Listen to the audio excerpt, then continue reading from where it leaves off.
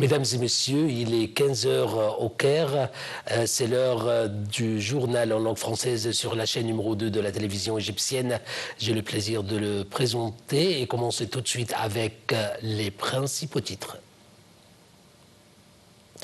Le président Abdel Fattah el-Sisi reçoit M. Kamel Idriss, président soudanais du Conseil des ministres de transition, en présence du Premier ministre Dr Mostafa Madbouli.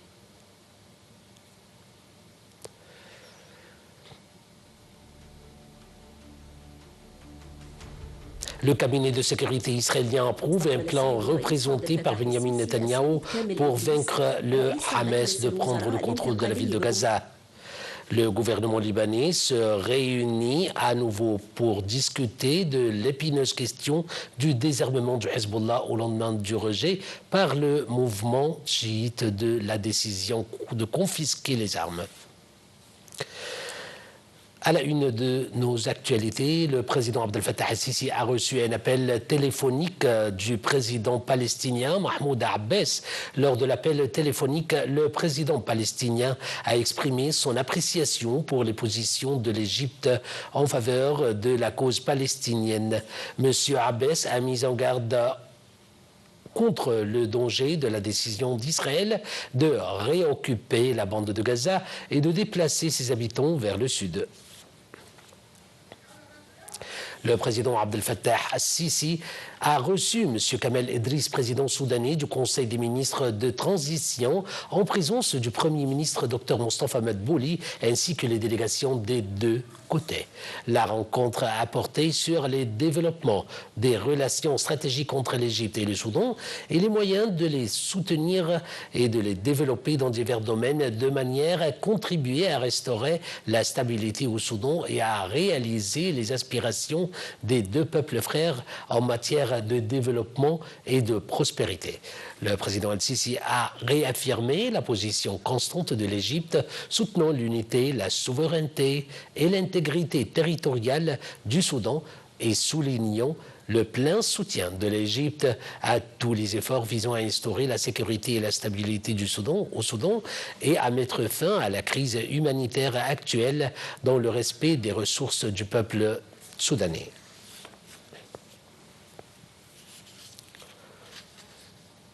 Le Premier ministre Dr Mostafa Madbouli a reçu son homologue soudanais Kamel Al-Tayyib Idriss. Les deux chefs de gouvernement ont tenu une séance de discussion portant sur les projets de coopération entre les deux pays. Au cours d'une conférence de presse conjointe tenue à l'issue de l'entretien, Madbouli a renouvelé son soutien au gouvernement soudanais et à tous les efforts visant à préserver ses institutions nationales et à rejeter toute menace à l'unité et à l'intégrité territoriale du Soudan. Le Premier ministre soudanais a pour sa part exprimé sa profonde appréciation des liens étroits et des intérêts communs unissant les deux peuples frères, ainsi que sa volonté et sa disponibilité à œuvrer conjointement à travers ses institutions nationales en faveur du renforcement de ces relations et de leur élévation vers des horizons plus vastes. Les deux parties ont réaffirmé leur volonté de hisser la coopération bilatérale à un niveau de complémentarité totale. Le commandement général des forces armées, ministre de la Défense et de la production militaire, le général Abdelmegid Sa'r, s'est entretenu avec les forces de la zone militaire sud. La rencontre s'est déroulée en présence du chef d'état-major des forces armées, le général Ahmed Khalifa, et des commandants des principales branches de l'armée. Ceci intervient dans le cadre d'une série d'entretiens entrepris par le commandement général des forces armées pour suivre l'état moral et les capacités des militaires. Dans un mot prononcé à cette occasion, le commandant de la zone militaire sud, Oussem Samir Abdellatif, a mis l'accent sur le soutien qu'accordent les forces armées à cette zone, soulignant l'intérêt de ces forces à améliorer le niveau d'entraînement pour parvenir au plus haut niveau de disponibilité combative. Le général Sa'r a de son côté transmis aux forces de la zone militaire sud les salutations du président Abdel Fattah el-Sisi, soulignant l'importance de préserver le plus haut niveau d'habilité et d'alerte combative.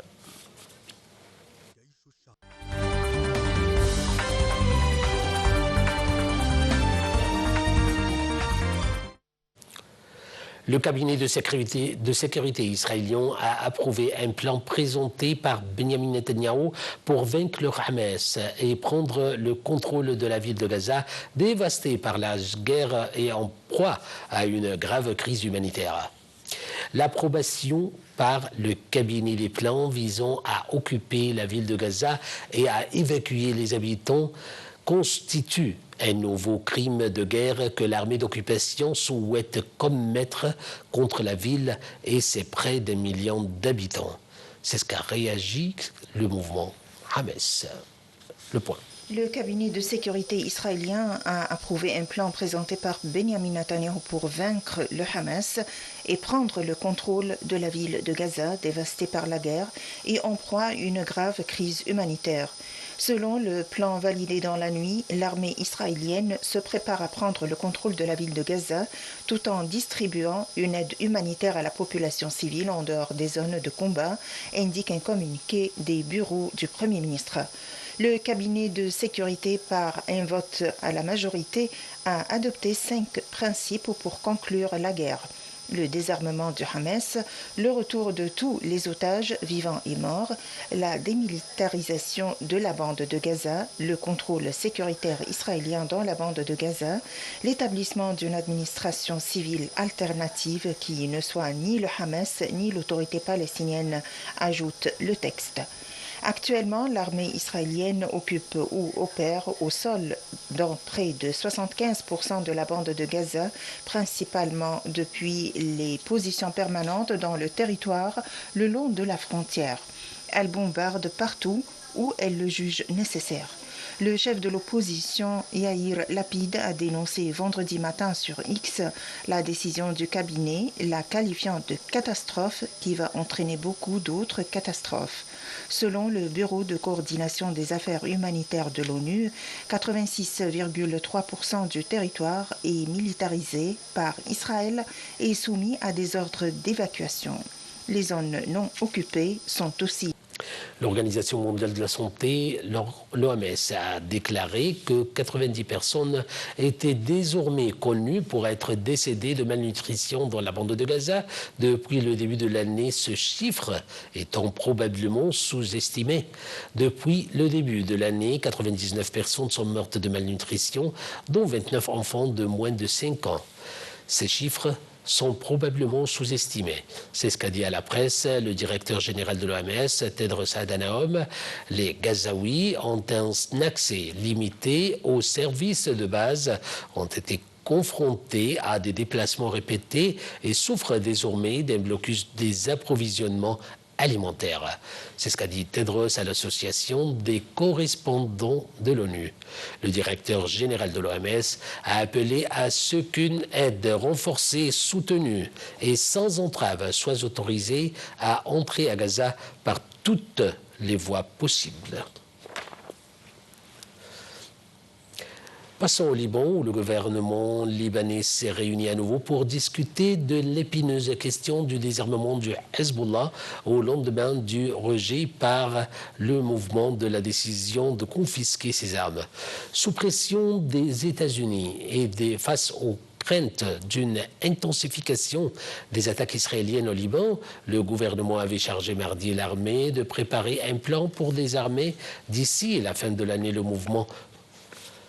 La réunion de jeudi était consacrée à l'examen d'un mémorandum apporté par l'émissaire américain Tom Barak, incluant un calendrier de désarmement. Selon le ministre de l'Information, Paul Marcos, le gouvernement a approuvé l'introduction du texte américain, mais sans discuter d'échéances spécifiques. L'émissaire américain a salué jeudi le Liban pour la décision historique audacieuse et juste. 5 personnes ont été tuées et 10 autres blessées dans une frappe israélienne dans l'est du Liban. Selon le ministère libanais de la Santé, la dernière attaque en date en dépit d'un cessez-le-feu entre Israël et le Hezbollah, la frappe israélienne sur la route de Masna a entraîné un bilan préliminaire de 5 morts et de 10 blessés, selon le ministère dans un communiqué, tandis que l'agence officielle ANI a rapporté une frappe sur un véhicule dans cette zone proche de la frontière syrienne. L'attaque s'est produite au moment où le gouvernement libanais débattait du désarmement du Hezbollah.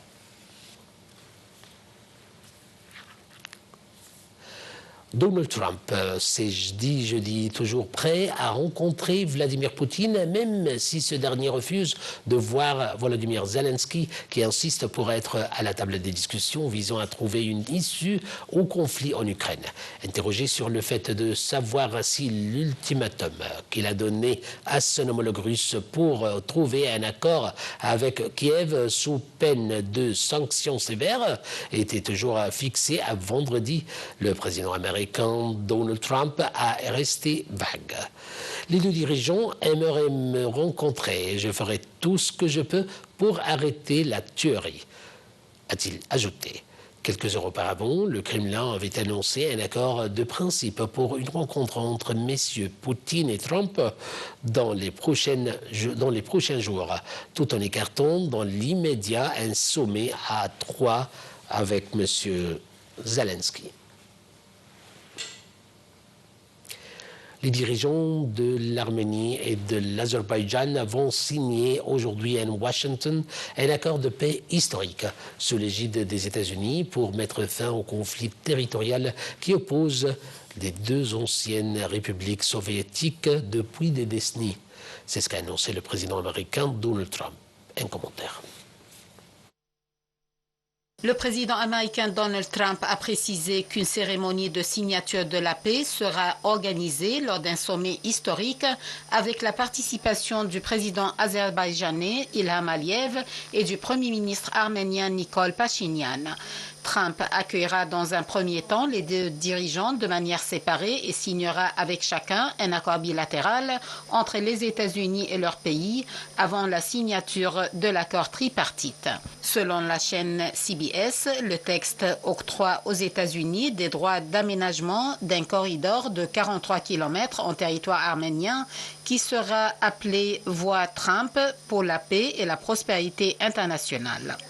Erevan a confirmé que le premier ministre arménien aurait un entretien avec le président américain afin de renforcer le partenariat stratégique entre l'Arménie et les États-Unis. Le gouvernement arménien a ajouté qu'une réunion tripartite avec Trump et le président azerbaïdjanais aurait également lieu afin de contribuer à la paix, l'épanouissement de la coopération économique dans la région.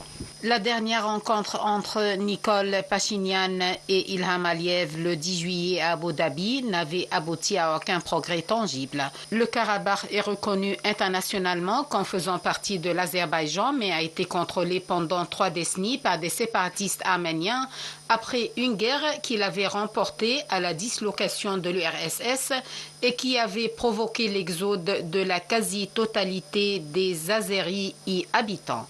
Bakou a repris partiellement cette enclave lors d'une nouvelle guerre à l'automne 2020, puis entièrement lors d'une offensive éclair en septembre 2023, provoquant à son tour la fuite de plus de 100 000 Arméniens du Karabakh.